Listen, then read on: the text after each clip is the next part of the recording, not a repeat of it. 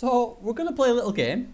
You might have played it before, perhaps around the same time you were into colouring books and dot to dots and, Sudoku. Although I've heard some people do continue the latter. It's a game of spot the difference, much like the variation I have on screen right now. And the eagle-eyed of you out there may have already picked up on the fact that this is a Sabre Turbo, and this is not a Sabre Turbo. So that was the practice round. Brace yourselves, because the real game starts now.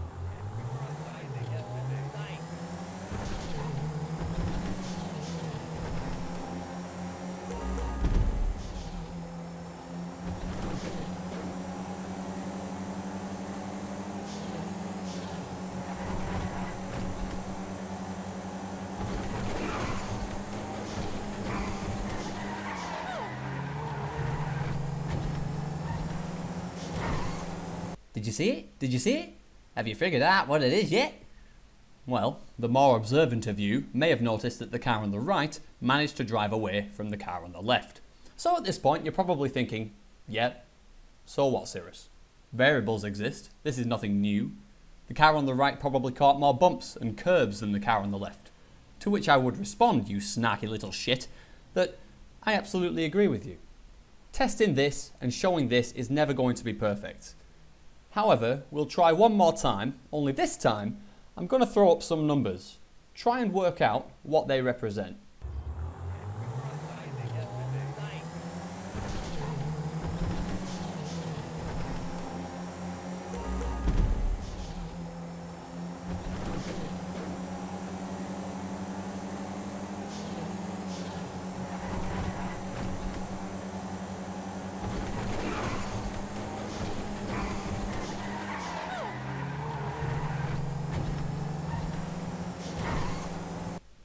Right, so which car do you think was holding R2 down, the accelerator, at full power the entire time? What if I told you it was the slower car? In the video on the left, I didn't let go of R2 at any point. We'll call it R2 hold. Whereas in the other video, the faster car on the right, we'll call it R2 shift. As you know, in the world of GTA we drive cars the American way. We drive automatics. Well, R2 shift still operates within those rules, but we're able to force the car to change gears to get out of high revs manually.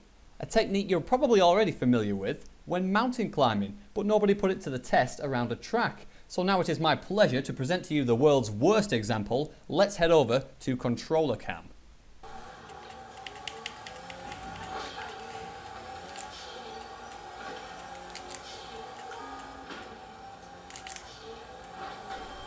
So I'm sorry, but that's the best I can do. But honestly, you can hardly see my finger moving anyway. Please feel free to go back and watch that a couple of times to see exactly what I'm doing. But what you should start to notice when you try this for yourself is that you get faster boosts after changing gears. Now this is because all the cars in GTA benefit from being at low revs while gaining a boost. So you want to try to change gears just before a curb or a boost, or where the road is going uphill and it starts to become flat. You can see me here changing gears before I hit the curbs on the right there. I shift right now because I see the road is about to get a little bit flatter and I'm going to get a boost from that. And I imagine my third shift is going to happen right now. There it is, just before the train tracks. I'm at low revs now. The train tracks catapult me into high revs in that gear, and you can go back and watch the footage of that.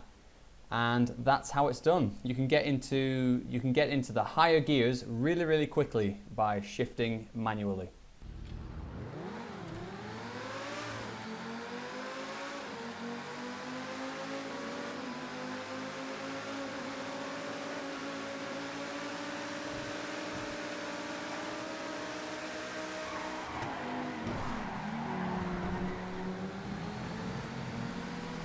Even out here on the supposedly pure racetracks, such as Largo Ring on the North Loop or Seed Circuit, you can always find a way to short shift. Now, admittedly, going downhill adds almost zero benefit. Yes, you can fly through the gears, especially in a monster like the ProGen T20, but you can see that the gain is almost a non-factor. The real gains out here are found in the uphills and over crests where the road levels out and becomes. So there are people who've been using this technique for about 3 months now, maybe even longer, so how come it hasn't been announced publicly yet? Banter. On to other ways to level out the playing field. In the flat runway fields of the airport. Now you're probably aware of these edges of the runways which are full of puddles and potholes and bumps. Well, if you're in an airport race, such as Ron Raceway, flying down the back straight say, you'll want to be using these.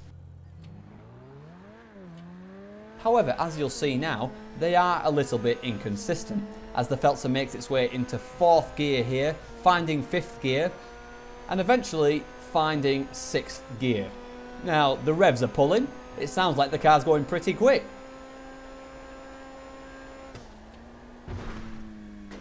Really struggled to get out of that 6th gear though, and that was just holding R2 all the time. Now let's give this a rerun with the shift method.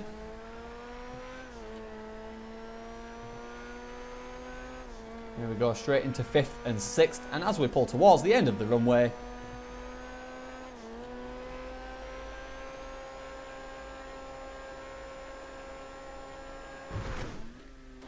I think it kind of speaks for itself.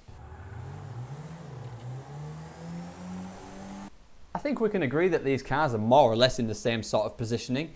Now bridges are all the rage lately, and being man-made props, they are riddled with opportunity.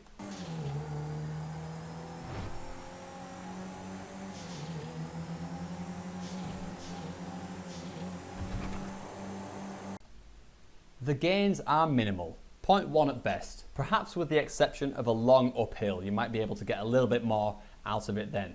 But the fact is, on most straights, these are going to add up.